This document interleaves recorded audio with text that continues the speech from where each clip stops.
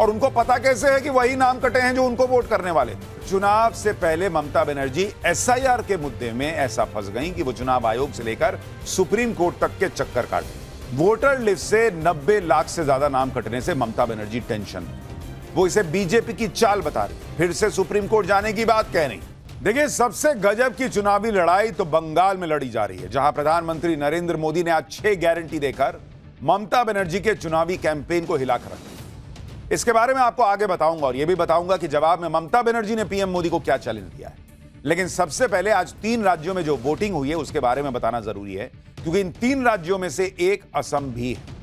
असम में 126 सीटों पर वोट पड़े हैं, जहां 2 बार से चुनाव बीजेपी जीत रही और इस बार हैट्रिक लगाने के लिए जोर लगा रही है। केरलम में 140 सीटों पर वोट पड़े हैं, यहां 2 बार से चुनाव जीतने वाली सत्ताधारी पार्टी लेफ्ट इस बार अपनी सरकार बचाने में जुटी। तीसरा राज्य है पुडुचेरी, जहां 30 सीटों के लिए मतदान हुआ, यहां बीजेपी की गठबंधन वाली सरकार सत्ता में। इन राज्यों में क्या वोटिंग, आज जो वोटिंग हुई उसमें क्या खेला हुआ? असम में भयंकर बंपर वोटिंग का मतलब क्या है? केरलम में क्या कांग्रेस को लाइफलाइन मिल पाएगी? आज सबके बारे में बताऊंगा। लेकिन आप यह भी देखें कि इधर 3 राज्यों में वोटिंग खत्म हुई, उधर बंगाल में आज से चुनाव का पारा हाई लेवल पर चला गया। पीएम मोदी के मैदान में उतरने से चुनाव में नया करंट दौड़ गया। पीएम मोदी ने आज बंगाल में 1 नहीं, 2 नहीं, 3 रैली की बॉस। उन्होंने बंगाल में अपनी 6 गारंटी लॉन्च कर दी।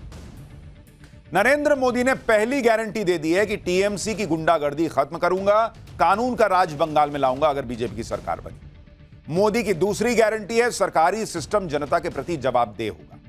मोदी की तीसरी गारंटी, टीएमसी के हर घोटाले की फाइल खुलेगी, महिलाओं के साथ हुए अन्याय यानी रेप केसेस वगैरह की पुरानी फाइलें फिर से खोली जाएंगी। मोदी की चौथी गारंटी, टीएमसी के राज में करप्शन करने वालों को जेल भेजेंगे। मोदी की 5वीं गारंटी, जो शरणार्थी हैं उन्हें संविधान के तहत हक, जो घुसपैठिए हैं उनको खदेड़ा जाएगा। और मोदी की 6ठी गारंटी, बंगाल में 7वां वेतन आयोग लागू होगा। यानी पीएम मोदी ने साफ चेतावनी दे दी कि बीजेपी सत्ता में आई तो हर फाइल खुलेगी, मंत्री हो, संतरी हो, सबका हिसाब होगा, पुरानी फाइलें भी खोलेंगे। सुनिए पीएम मोदी ने टीएमसी को क्या चेतावनी दी। और मैं टीएमसी को साफ कह देना चाहता हूं, बंगाल में कानून का राज स्थापित होने से अब वो रोक नहीं सकती। बंगाल में कानून का असली राज 4 मई के बाद शुरू होगा।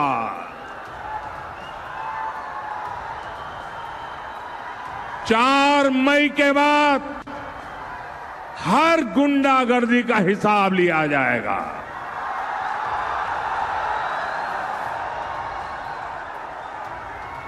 चुन चुन करके हिसाब लिया जाएगा। बंगाल में अब टीएमसी का भय नहीं, भाजपा का भरोसा चलेगा।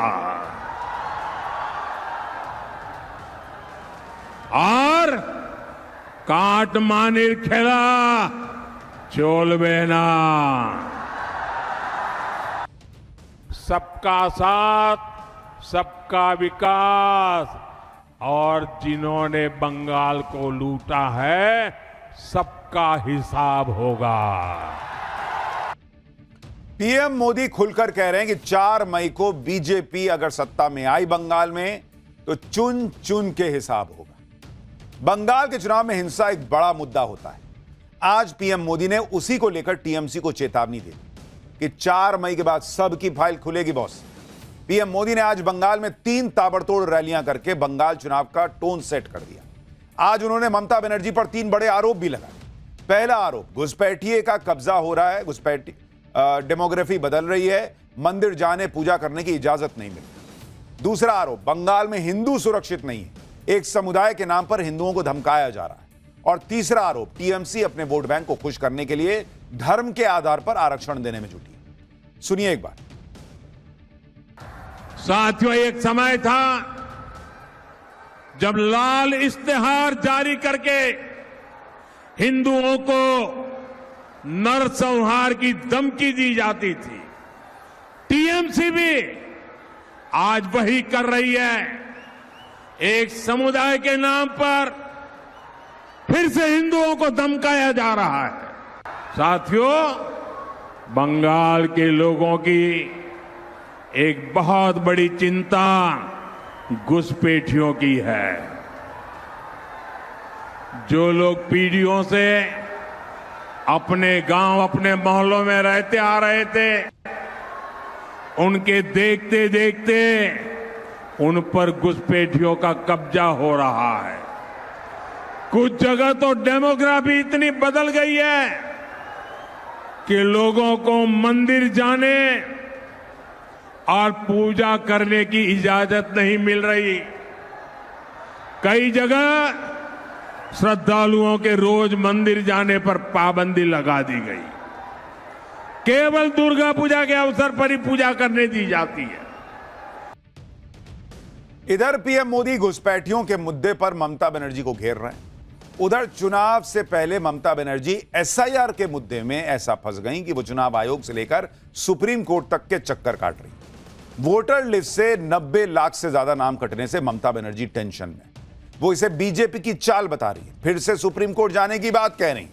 ममता बनर्जी ने कहा कि बीजेपी ने सत्ता हासिल करने के लिए 90 लाख नाम कटवा दिए, लेकिन जीतेगी टीएमसी। ममता बनर्जी ने कहा कि टीएमसी इसको लेकर कोर्ट जाएगी ताकि नाम फिर से जुड़ सके। ममता बनर्जी ने कहा कि यह चुनाव लोगों के वजूद की लड़ाई है, बंगाल के अस्तित्व की लड़ाई है।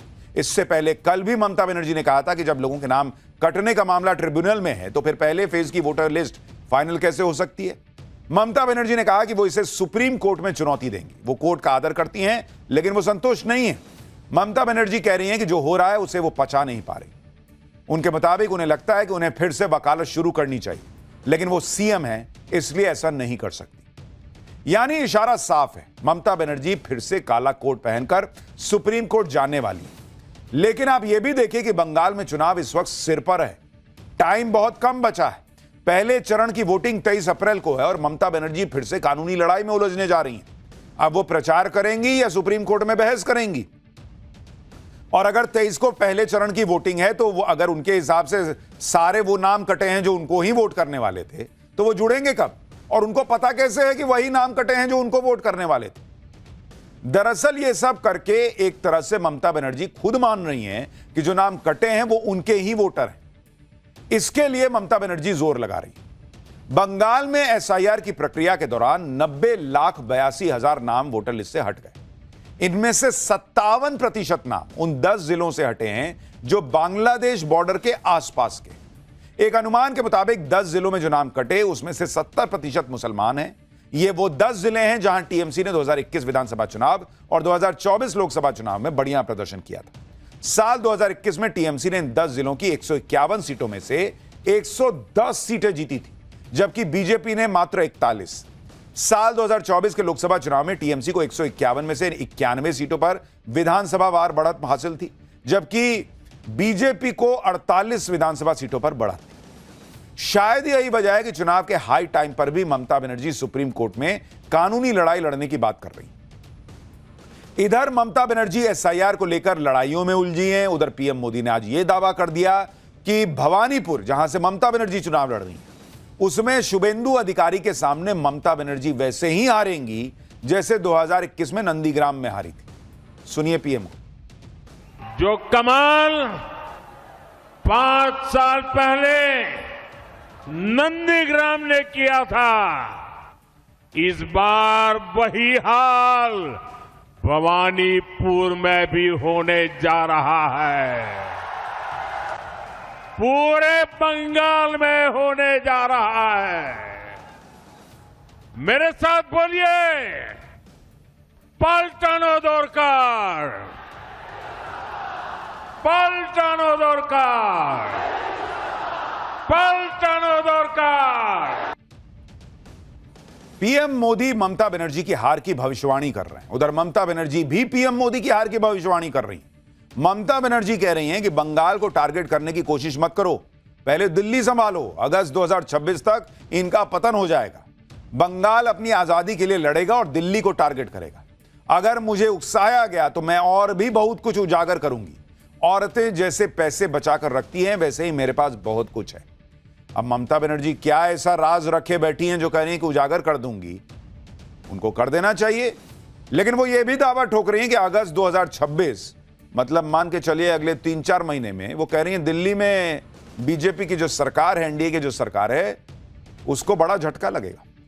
ममता बनर्जी हर तरफ से इस बार घिरी हुई हैं और इसलिए उन्होंने फिर से वही मुद्दा पकड़ा है जिसे वो बार बार बीजेपी को घेरने के लिए उठाती हैं, और यह मुद्दा है बंगाल की पहचान और विरासत का। बीजेपी ममता बनर्जी पर तुष्टीकरण की राजनीति का आरोप लगाती है, एंटी हिंदू राजनीति करने का मामला उठाती है। इसकी काट में ममता बनर्जी ने आज बीजेपी पर निशाना साधते हुए कहा कि हम पर गैर पारंपरिक धार्मिक मान्यताएं थोपी जा रही हैं।